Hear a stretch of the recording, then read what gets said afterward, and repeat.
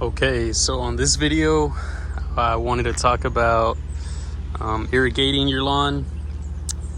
So basically watering your lawn, how often you should water it, how much you should water it, things like that. So yeah, stay tuned. And also let me know down in the comments what other videos you'd like to see. I know y'all been asking me for this irrigation video, so yeah, here it is. And yeah, like I said, drop me a comment on what video you'd like to see me talk about on next. Thanks.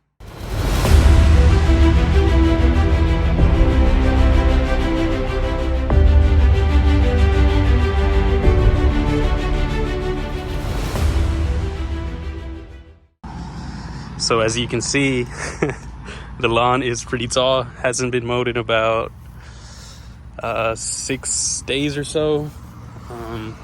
It's just been raining so much and haven't had a chance. So I'll have another mowing time lapse probably coming up soon. Mowing some tall grass. And yeah, and if you haven't believed me how much rain we just got in, I think I tossed out the water probably like 4 days ago, or maybe a couple days, 4 to 6 days or something like that. But yeah, this is what we've received in those last few days of water. That's crazy. But yeah, now that I saw this is another tool or tip that you can use. I found this on Amazon. I think they're like $3 or so.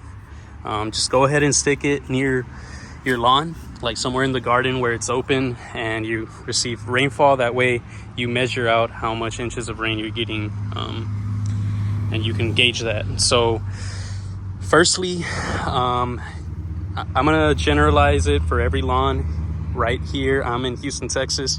We are dealing with St. Augustine on this lawn, but these tips are gonna be for, pretty much any lawn, whether it's cool season or warm season. So the first thing you want to think about when you're watering your lawn is, the general rule of thumb is you want to have about 1 to 1.5 inches of water put down on the lawn every week. So as long as you're in that range consistently, you should be good.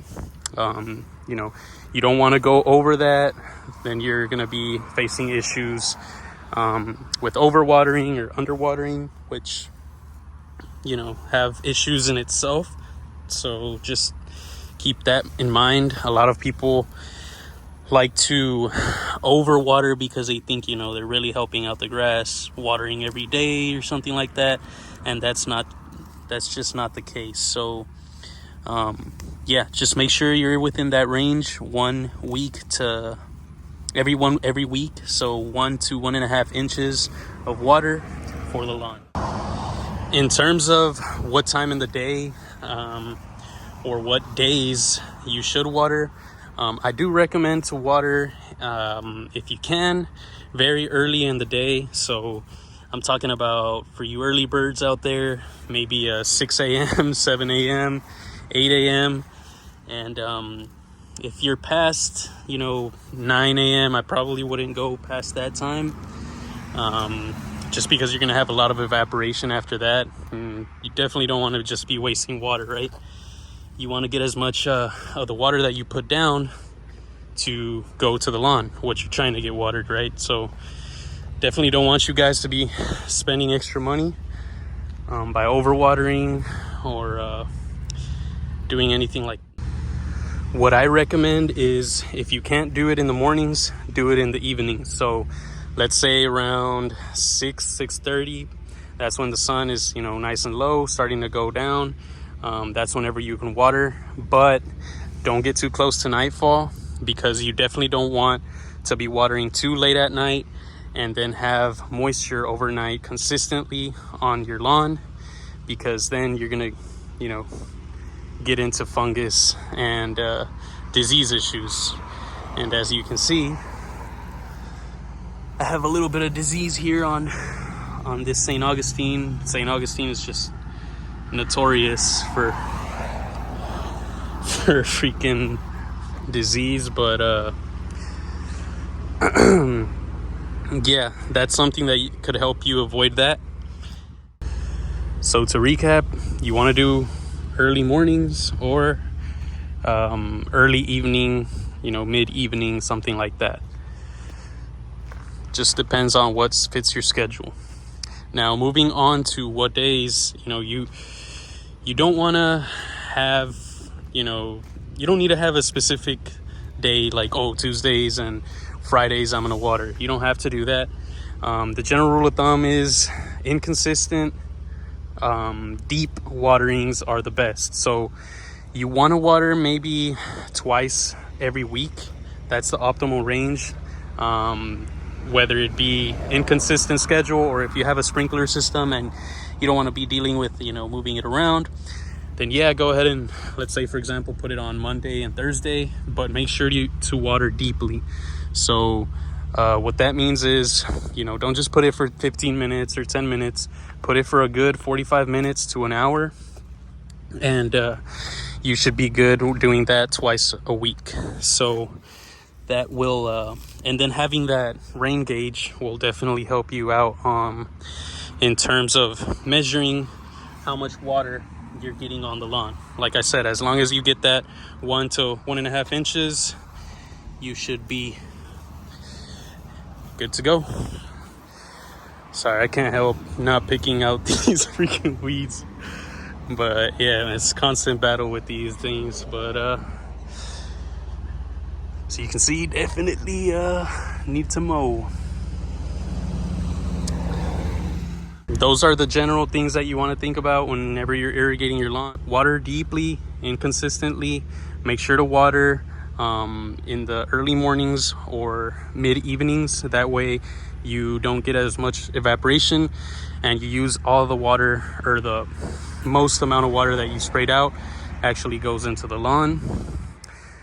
Third, make sure that you have 1 to 1.5 inches of rainfall or water on your lawn per week, and you should be good from there. Don't underwater, don't overwater, and that'll be fine. And to expand on why you should do infrequent and deep waterings is, if you're like watering every single day, you're gonna get into issues with disease, or it's just the grass is not gonna be uptaking that water because it doesn't need that much water. And it's just not good to do every day, because all you're doing is you're promoting the roots to stay in the very top of the topsoil. And what happens is they get really, really shallow roots of the grass, because there's no incentive for the grass roots to go any deeper if you're watering every single day and the moisture is in that top layer of the soil. Now, if you water more inconsistently, meaning going from watering every day to twice a week, then you're gonna get, and watering deeper, you're gonna get the soil layer maybe like this deep, really, really wet, and you're gonna promote those roots to find a way down to go deeper and then reach that water that you just put down on the lawn. And why you want that to happen is you want to have nice, healthy, deep roots to go into the soil. That way, of course, it makes sense, right? You have better nutrient uptake, you have better resistance to drought because your roots are deeper. And as soon as the top layer is drying out, there's still deep roots that are getting moisture from the bottom, which carries it out through those days that you're not watering. So hopefully that makes sense to you guys. And yeah, just wanted to expand on that concept a little bit.